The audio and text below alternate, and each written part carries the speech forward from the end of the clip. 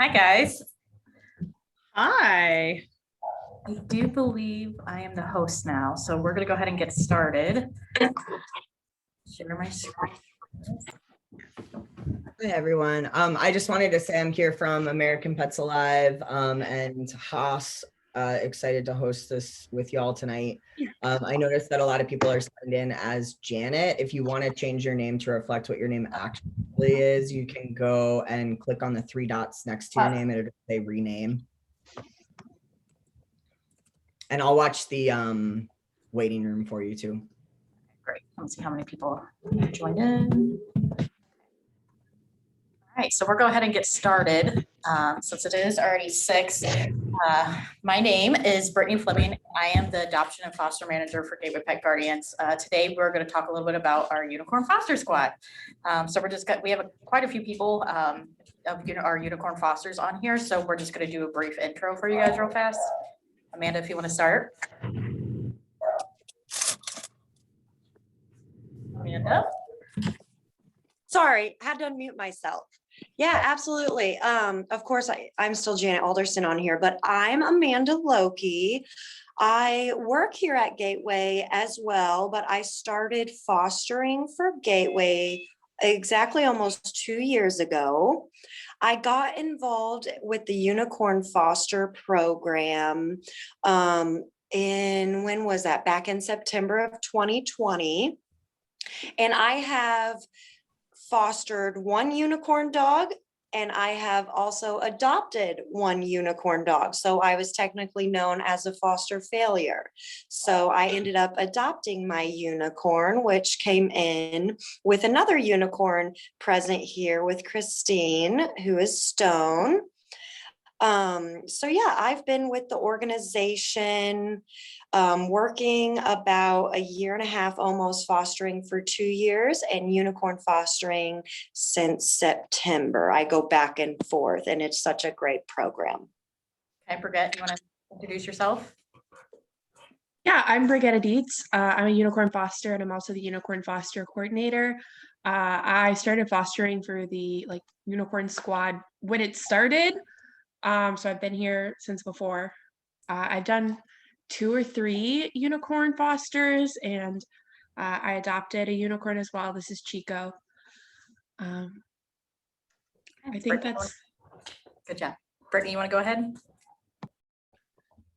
Yeah, I'm Brittany Curlette. I have been fostering with Gateway, working on about 7 years now. I've fostered about 5 or 6 unicorn dogs up until now. Some that I fostered were long before the unicorn program even existed. And I did not adopt any of my unicorns. As you can see, my little one here would not allow that. And I actually started fostering puppies. But then I moved into unicorns not long after that. And I'm always on call, ready for the next unicorn. Thank you. Christine, you want to go? Hi, I'm Christine Mcduffie. I started fostering last June, and I had the foster for a while, but I foster failed in September, and it's Stone who was brought in with Amanda's guy together. So they were a pair of skinny boys when they hit Gateway. Yes, they were. They were a mess. Okay, Lila, you want to go ahead? Yeah, hi everyone. I'm Lila Green. I am the only non-unicorn foster of the volunteer squad here. I am the training coordinator at Gateway Pet Guardian, so I assist heavily with the unicorn foster program because those dogs need a lot of our training services. But I have who I like to call a surprise unicorn dog in my house, meaning when I adopted her, she was super easy and young, and then she turned into a unicorn. So she doesn't allow for us to have any other unicorn fosters here, although I wish I could. Yeah, but I will be talking about kind of how I support the program in a non-foster role. Okay, thank you. So a little bit about Gateway Pet Guardians, in case you haven't heard about us. We originated about in 2008, 2009, but just last year we were able to buy an old school in the heart of our service area, which is a high poverty low-income area. So we were able to get a new school for a very great price, and now it's the first pet resource center in the area. There has never been a vet clinic in this area, and now we have a vet clinic. We have kennels for adoption. Hey, Brittany.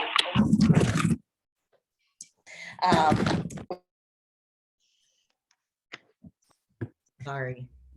We have a low-cost retail center for our community, and so much more. We're very proud of what we started. But yeah, so a little bit about the unicorn foster squad, because you're probably thinking, what the heck is a unicorn? What does that mean? So a unicorn foster squad basically originated after I attended one of the American Pets Alive apprenticeships. It was actually the cat apprenticeship, and they were talking about how they made the ringworm program cool for people to want to be in it, and to where it almost became like everyone was dying to be in it because they wanted a cool shirt. And I was like, ding, ding, ding, let's use that for behavior dogs, because that's what we struggle with. We don't really struggle with ringworm. So we implemented the same idea, but a few different things for us, and it's really blown off. So Unicorn Foster is a behavioral challenge dog. We work with them, trying to give them training that they need, but we do so in a foster home, because I'm sure many of you know, it's near impossible to train a dog in a shelter. It just doesn't stick. The stress is too high. And this also motivates them to go into a foster home almost immediately. So just a few things that can be a unicorn foster. What might make them eligible? It could be dog aggression, not always. Usually stranger danger, resource guarding from people, maybe very extreme jumpy mouthy, severe separation anxiety are all just a few things. We're very strategic about how we played into it, because we do spend money on the training. But honestly, most of the time, once they get in a foster home, their issues resolve, and then we don't even have to spend money on training. But it's about marketing them to the fosters with all kinds of fun perks. So just very quickly before we get into this, some of the fun perks are they get this cool shirt that has a unicorn pit bull on it. They get free in-home training, tons of support from us. They get to be a part of a special Facebook group. They get a free photo shoot with one of our photographer, and tons more. It's gone very well, and we've had quite a bit of dogs go through it so far. And Brittany, don't forget to tell them about, you get like support when you fail as a foster. Yeah. Lifetime of support for adopters as well. So the data has really shown why this program has worked so far. When we started, some of our dogs we had with us for years and years ended up getting adopted. So their original length of stay may have been 1,000 days. And then once they actually got into the program, their length of stay was maybe like 30 or 40 days. It blew our mind how well this has worked. So far we've placed about 45 dogs into adoptive homes. That's not including the ones that are still currently in the program, not adopted yet. But we've decreased our length of stay for them about from 221 days before the program to about 90 days once they're in the program. That fluctuates at times, but for the most part, it's been going great. So since it's volunteer week, we really wanted to highlight the fosters who fostering is volunteering through this webinar. So we're going to go ahead and start doing that. So we're just going to kind of ask each of our amazing fosters kind of what got them into this. So to start off, I believe we have Brittany. What motivated you to help our unicorns?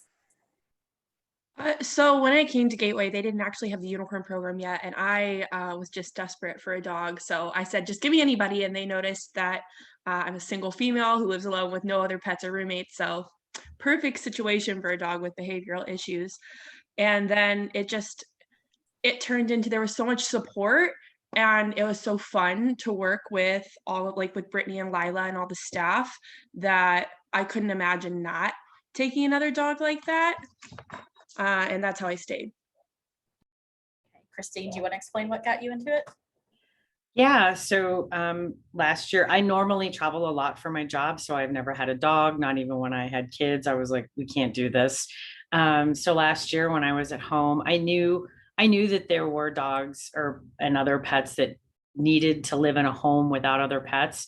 So I looked around at some organizations, and I felt like the website at Gateway Pet Guardians felt like I would be the most supported, since I had never owned a dog. So I wasn't necessarily looking to like Brigida, like I wasn't looking for a unicorn dog, but I'm single woman, lives by herself, I'm home. So I So I jumped in and they were like, here's Stone and here's all these resources. And I was like, I didn't even know what like walking slack leash meant. So they were like, like, well, you know what slack leash is, right? I'm like, no, are you worried yet? And they're like, no, we got you. So they sent me a whole bunch of stuff to read. And now Stone sits patiently while I feed him treats. And the second this treat is gone, he will be gone too. So it was, and then, I mean, it's also the same reason that led me to feel confident in adopting him was that, we have that Facebook group. And even though I probably don't post a lot of stuff, I look back and I learn a lot from other people, and all that training is actually training for me, not training for Stone. So Great point. Brittany, do you want to go for this? Yeah, so like I said, I started fostering unicorns before this was even an idea in anyone's head. So what got me into it was actually a photo of a street dog that we then named Van Gogh. We used to have a photography group called Stray Dogs of East St. Louis, because East St. Louis used to have a ton of stray dogs. So some of our photographers would just drive around and document them. And there was a picture of a large, fat, stocky white pit bull with one ear that kind of looked a little crazy. And I became obsessed with him and said, when he gets rescued, he's coming to my house. When we rescued him, he came with heartworms, mange, he had puncture wounds all over his body. He had a huge slit in his shoulder. And I quickly realized that he was not going to be a fan of the two dogs that I already had in my home. So luckily I have a room in my house that is the foster room that all of my unicorns go in. And he got to stay in there and growl at my dogs as they walked by for 5 months. So he is the one that got me into it. And Brittany quickly realized that I was a good resource to keep dogs separated in her home and do a lot of work with them. And so that's where my journey began with that. Before we go next. I keep doing that. I'm so sorry. Thank you. Just real quick, I just want to explain a little bit what motivated us to start the program. Was actually I had a dog that had been at the shelter for 2 years, and no one could take him out except like maybe 2 or 3 staff tops. And so I ended up fostering him. And what I noticed was, like, when you first took him, everyone was like, oh my gosh, you're this amazing person, I can't believe you took him. And then it dies down, and then all that support would just disappear. So it was really important to focus on those people that take those dogs, because it's hard, I had tons of dog fights I had to break up. I got bit multiple times trying to break them up, different things throughout the years. And we didn't really have quite the support system that we do now for those people that take those. So me personally, having dealt with it, I knew why it was so important for Brittany and Christine and Brigitta and everybody to get that support, because I've been there. So we really decided to make this program centered on that versus like giving all the kudos to someone that takes the purebred 6-month-old puppy, because that's not who needs our resources. It's that dog that's been at the shelter for 3 years. So our next slide is, what is it like to participate in our program and support unicorns? So this one I'm going to give to Brittany again, because she's got some good stuff. Me? Yes, you, Brittany. So it's great to participate in the program. Obviously it's not all butterflies and rainbows. These are dogs with sometimes very, severe behavioral issues. So I'm the type of person, Brittany knows this, we work closely a lot, where I'm like, give me the down and dirty information up front so I know what I'm dealing with for sure. And they are very thorough. We have behavioral reports from a trainer. We have daily dog logs of everything that's happened in the shelter. I don't know if everyone else likes that information, but I do, so I can know what I'm bringing into my home. And then, like Brittany said, there's a whole behavioral plan. So when they come into your house, it is, we're going to get a trainer out there right away and meet with you once a week for a month before we reevaluate. We are going to, someone's available for you kind of on call all day and night, if you need something or you're having a freak out or something happens. They write up this very comprehensive comprehensive behavioral plan. So you kind of know what the plan is going in, and you have something to stick to and go forward with. Something that we have a lot, like they said, is stranger danger. So we also have a socialization coordinator. And once you get to that point, they start working with you to either get people to your house or line people up at a park or whatever it is that your specific unicorn needs. So just mirroring what everybody else has said here, the support is just paramount to none. There's going to be someone available for you to lead you through all of these issues and have these conversations with you. Brigitte, you want to go? Just piggybacking off Brittany, you're going to hear a million times and a million times more during this presentation, the support and the social connection that you get participating in this program is truly what makes it run. I experienced that as a foster, and now as the foster coordinator, I see the back end of it. Literally all my fosters have my phone number. I'm your emergency hotline. Nothing is too silly. Send me a video, call me, explain to me what your dog is doing. Let's walk through it together. And that really enables people of all experiences and all backgrounds to foster for us, because you're never alone. There's some social media platform. There's some way to communicate with me no matter what's happening. Aside from that, I think one unique thing about the program is what you can see, because all of us except for Brittany have foster failed. It's very unique, these dogs, because you are disproportionately likely to have them for a longer time.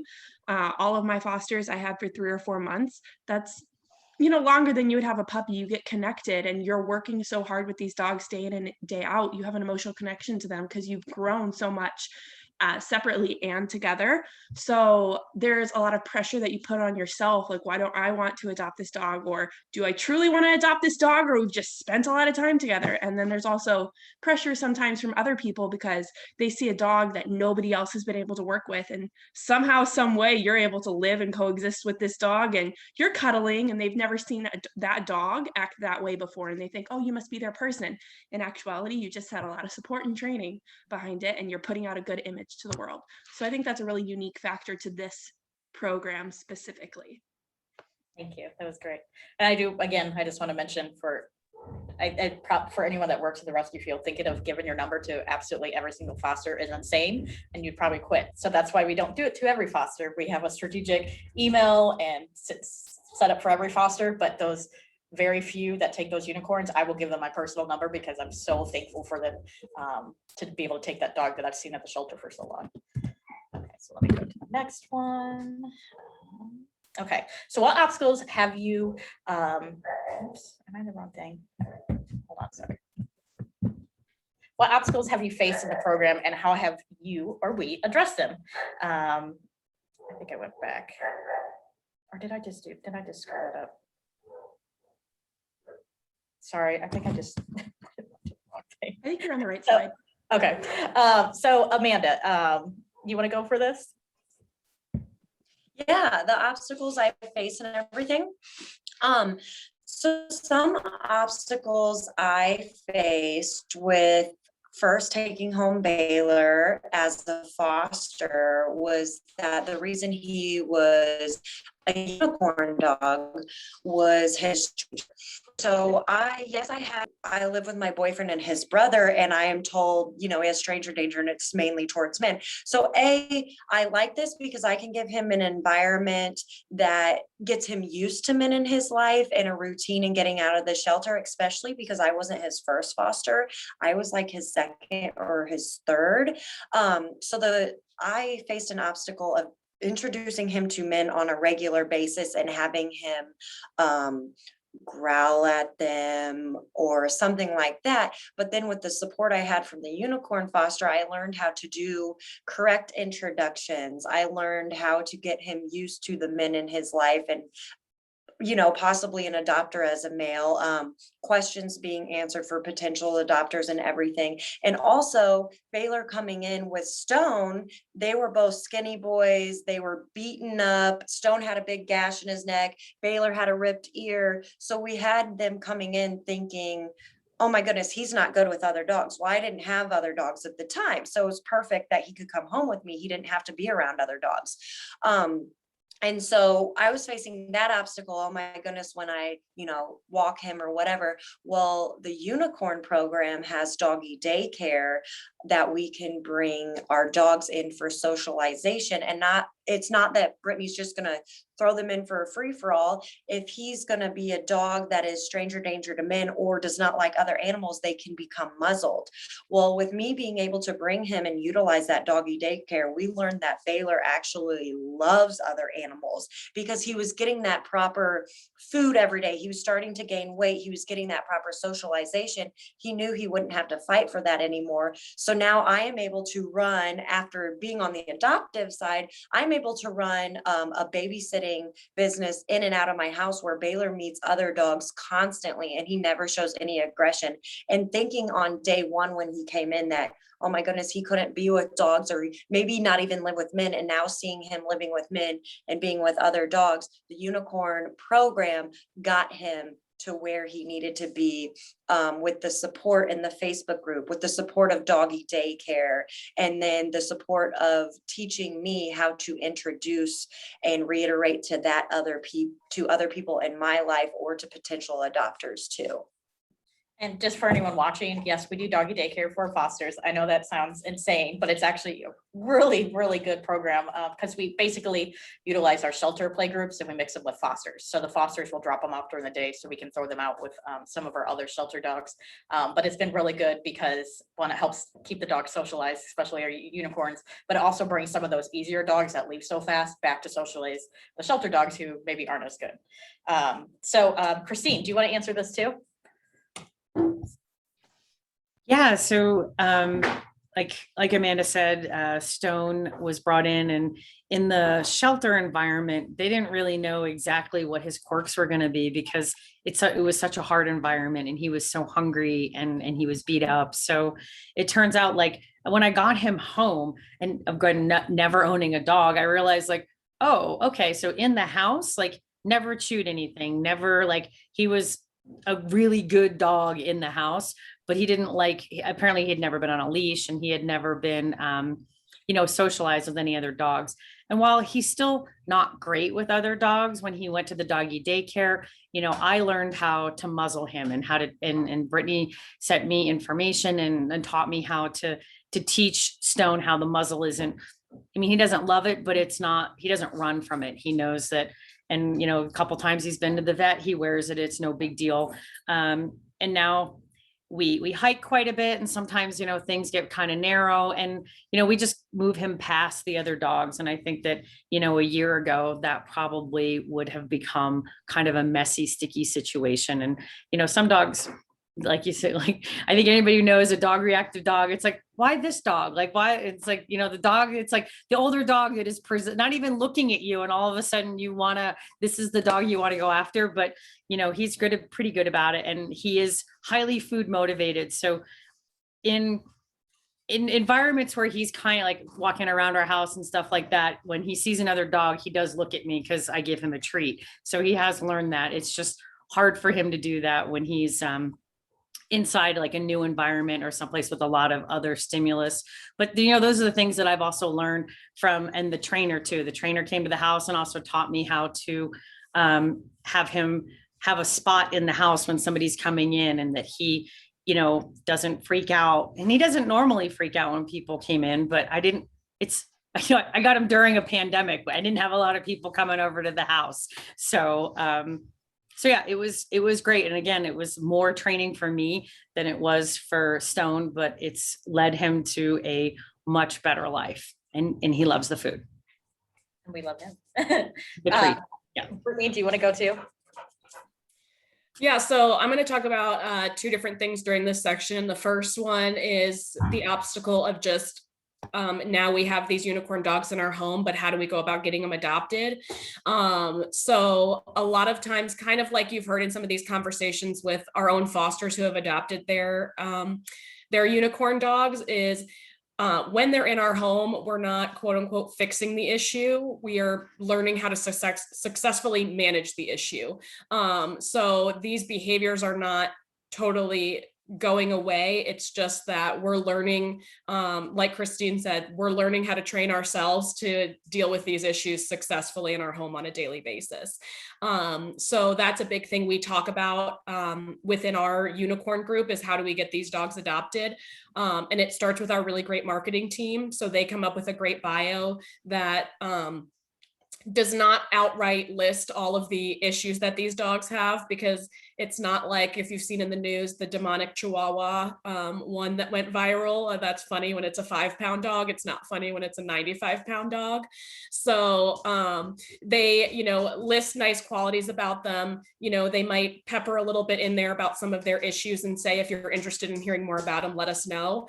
Then their unicorn fosters are going to get those applications. And a lot of times we'll have worked with, Brittany or whoever else, and we come up with like a pre-templated email that we send out that says, so glad you're interested. This is a great dog, and here's the reasons why. I do need to let you know about these other, issues that we deal with this dog. We put that in there, and then we say, if you are still interested and would like to hear more about this dog, I'd be happy to jump on a call with you. And then during the phone call, we can really have those conversations with them about, what they're going to be expecting. The number one thing, you don't want to word vomit it all out at them, but you do want to be honest. You want to make sure you're being upfront with these adopters about the dog that they're getting. And so, kind of putting it like this kind of eases them into that conversation, so they don't feel like they're hearing all these things. And then another great thing that the unicorn program offers with us is that they get 4 free training sessions with a trainer once they bring that dog into their home.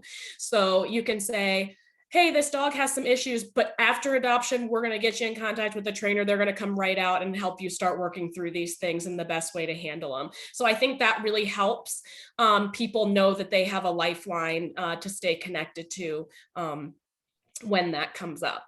And the second thing I want to talk about is not a fun conversation, but it's a realistic conversation when we have unicorns. It's something that I have personally dealt with. And that is when the outcome is not adoption. And we have to decide to make a behavioral euthanasia. So I personally have gone through this twice with 2 of my unicorns. It is not a fun conversation, but it is a necessary conversation, because unfortunately, not all of these dogs have the best outcome. And it is okay to say that. The great thing about, again, this unicorn group is we all understand that, and you have an army around you when that decision does have to be made. No one's making you feel bad. No one's making you feel like you haven't done enough. No one's making you feel like you haven't loved this dog enough. Sometimes it just comes down to safety, and that's what the conversation has to be. So when Brittany calls me about a unicorn dog, the conversation is this dog an adoptable dog? Can we safely adopt this dog out into the community? And the answer is not always yes. And that answer is okay. Sometimes that is the right decision to make. And again, just going back to that support that we get, we have that behavioral plan. So that means we've gone through the behavioral plan. They haven't shown improvement, or they've regressed, or whatever the case may be. So it's not like we're just all of a sudden like, this is the decision we're making, we're going forward with it. We've gone through a lot of steps to make sure we get there. A lot of the unicorns that I have between 7 to 10 months in my home. So it's not like we haven't given it a really good try. It's just not always going to be the best thing that the best decision for that dog. So the one thing, because I've been through it, more than once, I just like to tell people that you just can't beat yourself up about it. Sometimes behavioral euthanasia is the right decision for that dog, and that is totally okay. And you shouldn't have to guilt yourself about it. We take the hard dogs, and sometimes we have to make the hard decisions. So just rest easy knowing you have the support from everyone, and you have really done everything that you could to help that dog. Right. And I think euthanasia is obviously the hardest thing that any of us have to deal with. That's not why we get into rescue. We don't want to do those things. But the unicorn program, if that is only the safest outcome, it makes us feel like we know we did everything we had. We don't have to worry about any volunteers scrutinizing this decision, because they know with the unicorn program, we did everything that we could do. And Brittany usually takes the ones that have had a couple of very serious bites, and she's like my go-to champion to see if we can get them successfully rehabilitated. So that doesn't happen often, but it does happen sometimes, unfortunately. But I know anyone in the rescue field knows how that has to deal. So the next thing I want to talk about is how do our volunteers support the program above and beyond? And so I'm actually going to give this to Brigitte to talk about it from her perspective as a unicorn foster coordinator. So as unicorn foster coordinator, that role takes on many forms depending on who would hold the position or like what you're willing to do. Myself, a lot of the work I do spans from recruiting fosters into the program all the way into helping adopters maintain like the training and the connection they have to GPG once they adopt one of our unicorns. That is way above and beyond what would happen usually with our fosters. For the normal foster program, we might put out a foster plea on Facebook, but it's not like we're actively texting each person like, hey, would you be willing to be involved? We're not following up with every adopter and saying, hey, have you utilized your training? Do you need help with anything? Do you have any questions? It's a lot more high maintenance. Though it's a lot of work, I do feel that is a large reason that the unicorn program is so successful, because unicorns, I feel, are high risk for returns from adoption, because if you don't give those adopters those resources and they don't feel they can trust your organization, then at the first sign of stress or behavioral challenges, they might freak out and say, okay, I'm in over my head, the dog has to go back. And then with every subsequent return, those behaviors get worse and worse.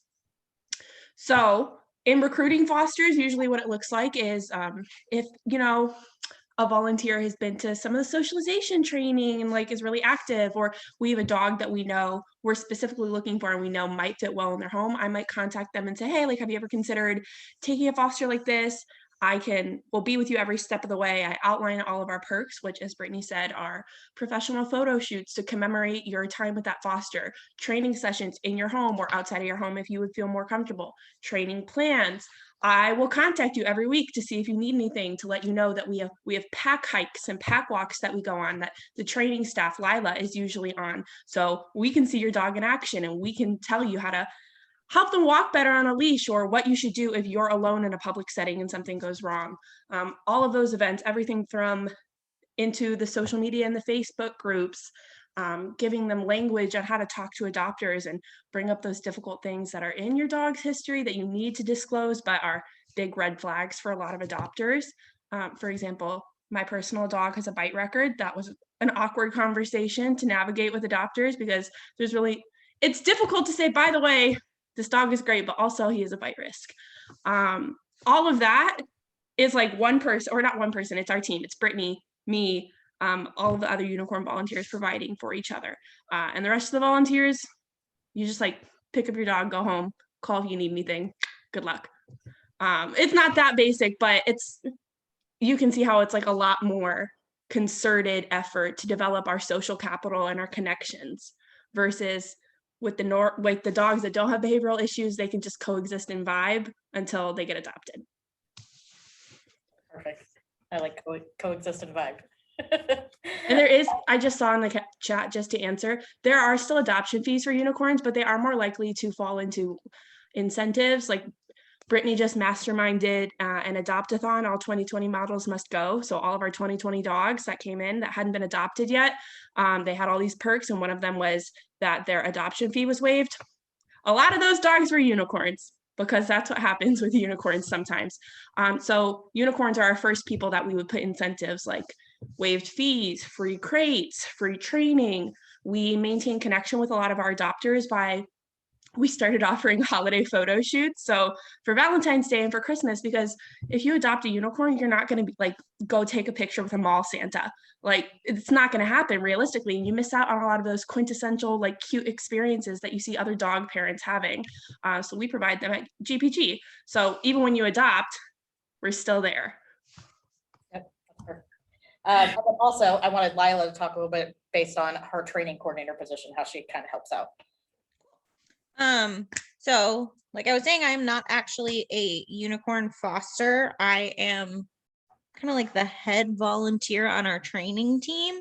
I'm just kind of referred to at the shelter as like mini Brittany or Brittany's right hand man. So there are tons of ways that you can kind of start the implementation of a unicorn program. We don't have a huge facility.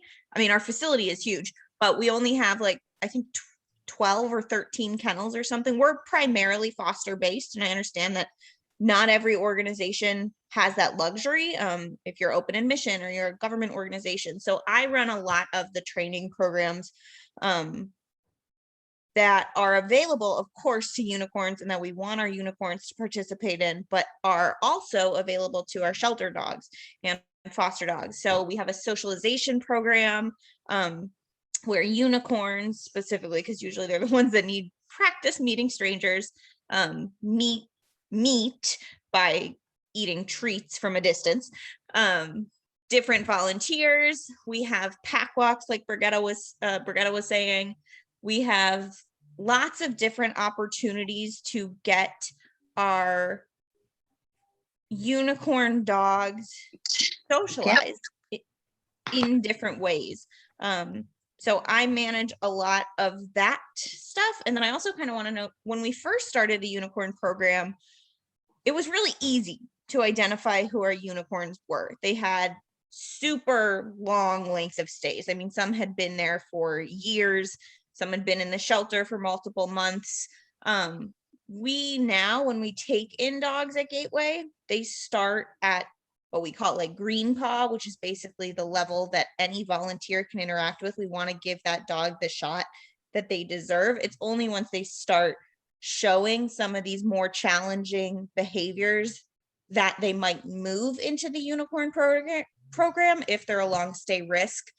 So I interact with a lot of the fosters or shelter staff kind of before the dog is in the unicorn program, and talk with Brittany and Brigitte to evaluate whether they should be part of the program, because it's, you know, there are limited resources. That's just the reality of it. Not every dog that you might want to be a unicorn can be, depending on the situation, your financial situation.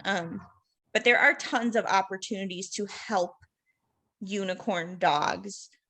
Even if you can't really envision your organization at this moment doing all of these things, like providing in-house training or photography. You want to build to that, but there are a lot of things to start with, and that's kind of where I come in. And then just a little bit more. So talking about the photography, we don't pay anything for our photographers to help us. We get a lot of hobby photographers and ones that love animals, so they're willing to come and help out. So it really doesn't cost us anything to get these really nice photos and do these photo shoots. Really, the only thing that actually costs us the shirts, which are maybe like, I think $12.50, $12.50, and then the in-home training. But again, you're investing into the dog to be able to successfully be adopted, so you don't have to pay, for them to be with you every single year. But truly, this is a volunteer run program. I'm the only paid staff. Everyone else is volunteers, from the photographers to Lila, to Brittany, to Brigitte, to all the fosters. So this truly is a above and beyond volunteer program. So I think that's kind of the gist of it, but I did want to just do one shameless plug. So we're actually doing a Unicorn Foster Squad implementation bootcamp. We're doing 2 rounds this year. So it's starting in June, and those have been selected, but we're doing another course at the end of the year, and it's for 8 weeks, and we go heavy into details on how to do all of these things.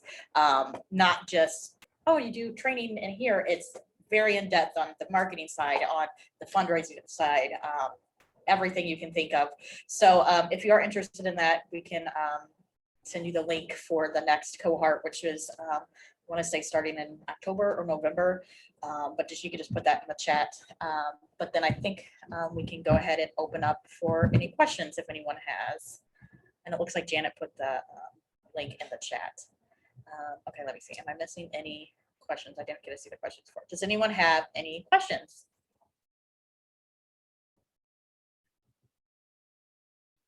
I'm just looking back at the old questions. adoption fees. Okay. You know, I think one of the things that was missed, that was one of the questions, was that, you know, are the adoption fees waived? And I know that you guys talked about that, but one of the other programs that Gateway has in place is for all of the people who volunteer there. When you're volunteering hours, you get points. And a lot of times that's just one way that, like, people who volunteer their time can help the, those dogs, because they give up their points so that they can be fostered. And I don't know why it's making me cry, but every time I'm on the Facebook page and everyone's like, oh, just, I don't know what's in my account, but just take them. And I'm like, so everybody at Gateway who is a volunteer has an opportunity to help these dogs. That's sweet. So just the points, we by volunteer, you get points, and it turns into credits for money with us, where you can use in our stores and stuff. And so many times I'll be like, would anyone donate points to help waive this adoption fee? And every single time it gets waived. Every time, because everyone is, of course, loves the animals. So it's great. I don't see any other questions, so I think we can go ahead and wrap it up. But again, here's my contact info if you want to have any other questions in the future. And thank you for attending. So I'm going to go ahead and stop sharing, and then I think Rory can close us out. Yeah, I actually had a couple of questions. Oh, sure. Yeah. If that's cool. I really appreciate you all doing this and sharing all this information with us. And I'm glad to have it recorded too, which we'll share with you too, if you want to use it in the future for anything. So someone's asking for the contact information too. And Here, question is, how many animals are going through this program annually? And you might have shared that. So I think, I mean, the first year it started in like, I think November. So it's maybe 20, but they didn't get adopted right away. But after that, I want to say 20 to 30. And then like right now, we currently only have like 3 or 4 actively for adoption. But gosh, we've adopted so many. I mean, I think it's up to like 45. It might have been more because we had a few adoptions recently. We're doing a big campaign right now to get them all adopted, where we're providing all this stuff. So a few, like 2 got adopted last week. But I'm very, very strategic about who I could put in. I could have put in a ton more. I don't like dog aggression. Most people would think, oh, automatically goes in there, but I don't always put that in there because you can kind of work around that if it's not an issue with people. But because of money, I've just always been strategic. But I think realistically, you could put way, way more in for just even little things. But I think right now, I think we're up to like, what was it, 45, 46 that have been adopted. Well, and kind of like we were talking the other day, if you guys can see my screen right here, this is at our shelter and it's our unicorn squad, and our adoptables over here compared to our adopted, we're running out of space. But Brittany also has this up here for people who come into the welcome center right now. Because of COVID, we don't let people go throughout the whole shelter, but this is like front and center. And I have so many, I work the front desk up here, and I have so many just because of this marketing right here. So many people, what's the unicorn squad? What's this is about? How can I get like involved in here? And it just shows all of our babies over here that are adopted. Like, it's so crazy that it's just flourishing. Like Brittany was talking the other day, we need a bigger board because we just have so many adopted, and this just draws the attention too. But we have this here that's super cute that I wanted to share. Thank you. That's so awesome. I love that. Oh, sorry, go ahead. Almost more impressive than like, it's easy to look at numbers like, oh, we got 30, 40 adopted in 1 year. But I think it's more a statement on how well this program works to know, like when the program started, there were several dogs that the second foster I ever took, she had physically been living in the same kennel at the small facility for an entire year. For 365 days, she resided in the basement of the old shelter. They could not find anybody that was able to take that dog. They tried, only certain staff members could take them. So well over a year she was in custody, but for a full year she lived at the shelter. When she entered the program and came to live with me, she was adopted within a couple months. And I think that is more of a statement, or maybe more demonstrative of how effective this program is than like the sheer number of dogs that go in. And that she was one of the shorter long stays that they had. They had several dogs that had been with Gateway for years. And then when they entered the program, it was a couple months and they were gone. So I think that speaks a lot. It really yeah, does. definitely. Oh, go ahead. Sorry, I was just going to reiterate on that too. Like, I started fostering before the unicorn started, and like I would always follow the pages and everything. And there was this one dog Bowie on there, and he had a long stay too. And it's like, now that I've started working here and seeing the intake each week and the outtake each week, it's like these unicorn dogs, we haven't had dogs stay over. I mean, I'm not on the data side all the way, but over a year in a long time. Like those dogs have all been adopted, and the dogs that have come in and get on the unicorn program, they're like Brigetta said, 3 to 4 months at her house, or like Brittany, of course, 7 to 10 months, but still it's not at the year mark. I'm not seeing that as I've been staffed here even. I love that. What I really love about this is it feels like y'all have created like a community out of all of this. And that's really cool. And I'm curious if you have any sort of like thoughts for other organizations that are trying to do similar work of just like how to get started and make this like the cool kids club. I know you touched on a couple of things, but I guess I just want to hear more about that, because it feels like the branding around this is what is sort of, I mean, and obviously like all of you are so talented and have like these huge hearts and are doing amazing work, but what is it that is sort of like bringing more people in? Are people staying in the program and then you're telling your friends about it, or who is coming into the program now? So I think a lot of the times, and I think this is with anyone in rescue, the dogs don't show the behaviors right away. So many times they go into foster home, not having issues, and then something happens and maybe they have a bad bite and they're like, okay, now we see something. So they get put in the unicorn program. So instead of them, that foster being like, I need to bring that dog back, we're like, hey, we're going to do all these things for you to keep them. And then they kind of almost get in it naturally. And then once that dog gets adopted, they end up taking another. And then I really, with the whole Cool Kids Club, like it's all about being strategic about who we really highlight. Like I'm going to give all the resources to anyone that's going to take that dog that has 5 bites on the records. I'm not going to do it for someone that's going to take a 3-month-old puppy. So we really put, and I think that's really where that Cool Kids Club comes to, like the people that take the puppies, they don't get these free photo shoots. They don't get a free shirt. Like what they're doing is great, but that's not where our need is. We need someone to take that dog that's bitten 5 people. So it's about putting all that kudos onto them and just highlighting that person, and then everyone else wants that pride for them. So then they go, well, I want to take a dog that has 5 bites. You know, I don't want the puppy. And that's what we've been seeing. Like I've been seeing people comment on things like, well, I wish my dog I adopted was a unicorn. And I'm like, oh my gosh, yes, that's all I want. I just want people to fight over these hard dogs instead of constantly fighting over the little puppies, you know? So I think that's really where it kind of comes down to, is just putting the right resources and highlighting those that are taking those harder animals. What I'd like to add is just, you mentioned like community, and even beyond our unicorn gateway as an organization, we are a community. We do social like happy hours together. We go out to dinner.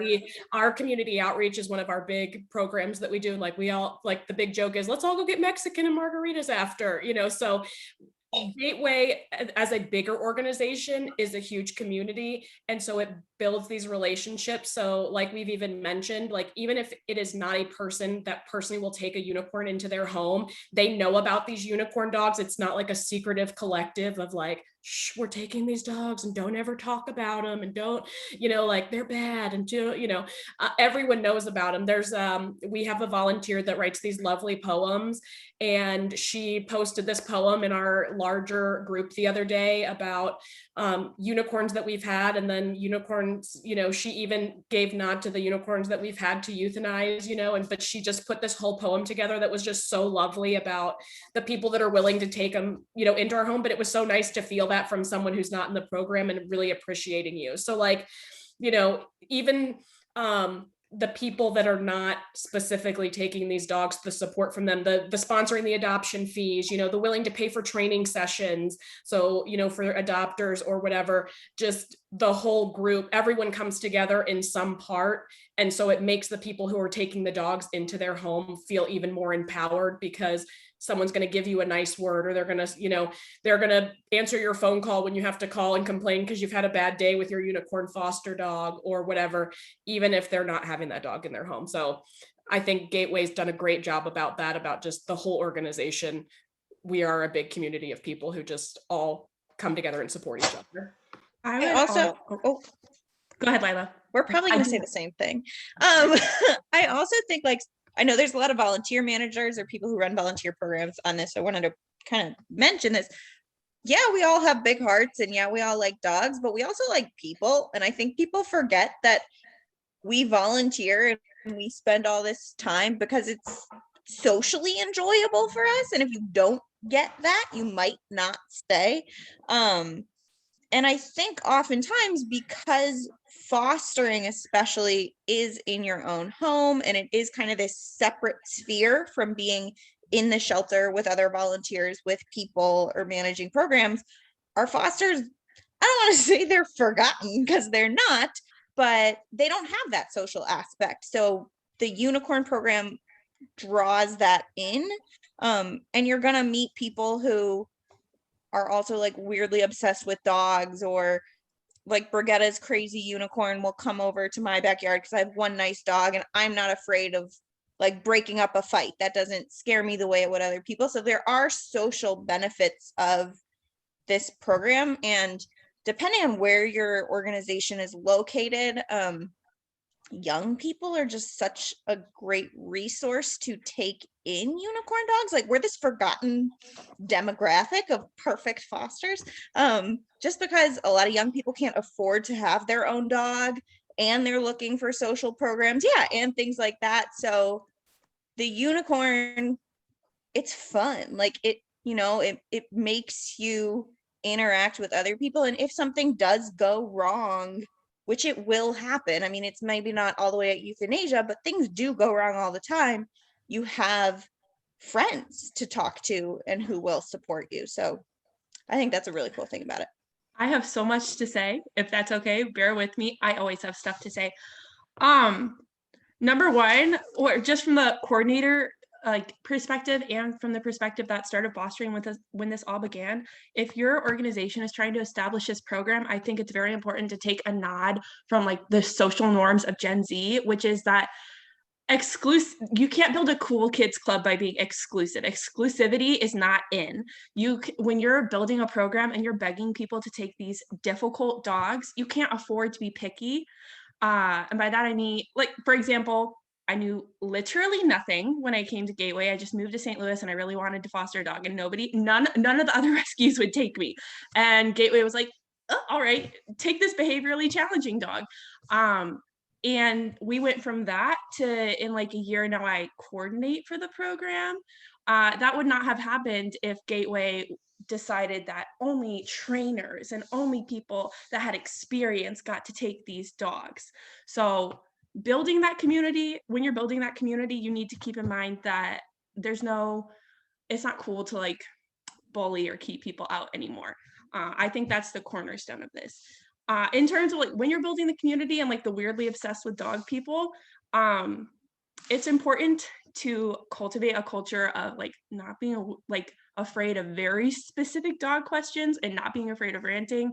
I had a dog that her separation anxiety was so bad that she literally would like poop in her crate, and I would come home from like an 8-hour school day and then like a couple hours of work after that, and I came home and it was just the last straw. It's like everything else went wrong that day, and I came home and my foster had pooped in her crate.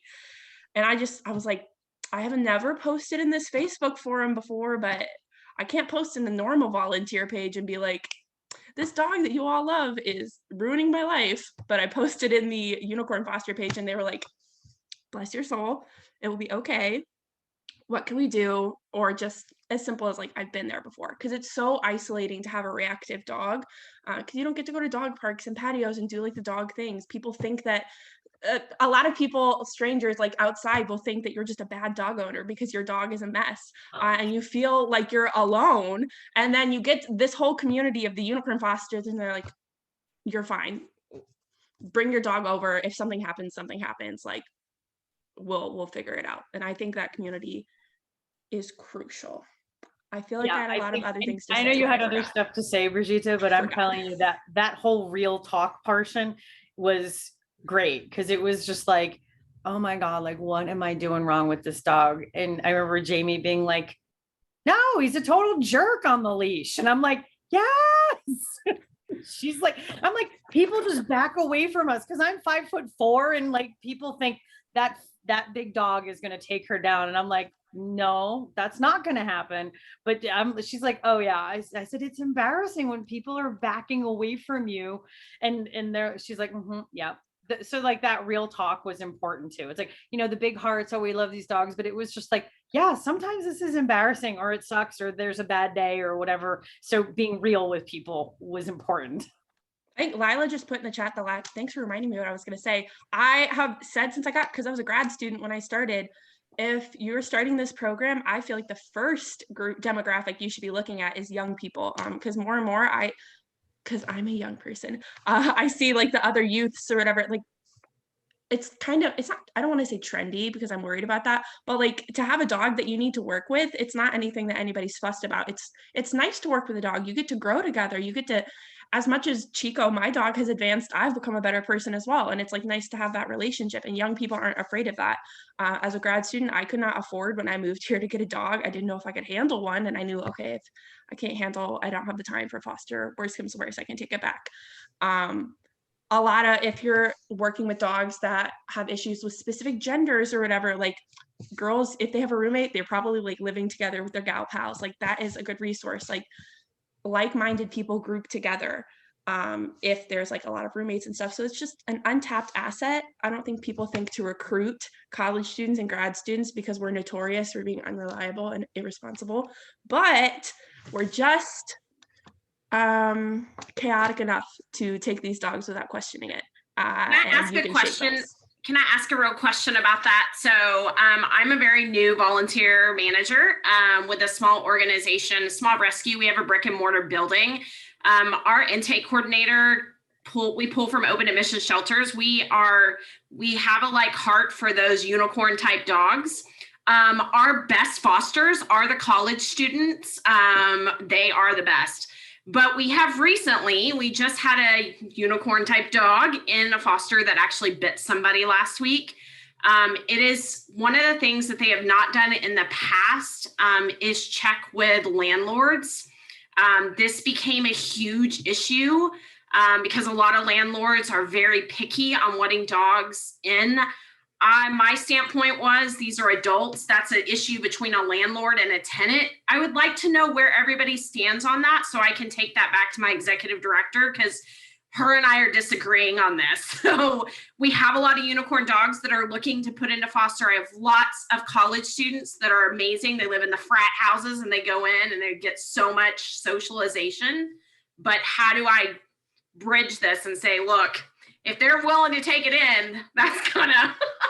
So we, first, and we do the same thing with adoption applications. And I think this is pretty what's preached between Americans Pets Lives and Maddie's Fun and Best Friends is remove those barriers. You tell them hey, reminder, check with your landlord, but we're not going to check for you. Because how many of us have had dogs in our house we weren't supposed to? I personally have, all of us, right? So I leave that up to them. If later on they're like, my landlord said something, okay, that's fine. But you know how many times landlords don't say stuff? So that's kind of how I go about it. But also for the legal side, we have tons of liability forms for people to sign off. Even in the adoption foster application, there's a liability form they sign off. Just in case something happened during a meet between their dogs. We have, for any dog that has a bite, there's a form that they sign off acknowledging that. So that way, if something ever were to happen on the back end, we have those things to protect the organization. Okay. So Brittany, I'm going to email you probably tomorrow. Do you mind sharing those forms? Because I am redoing all of our forms because our liability, we had nothing in our foster contract about liability. Yeah. I was like, what is happening?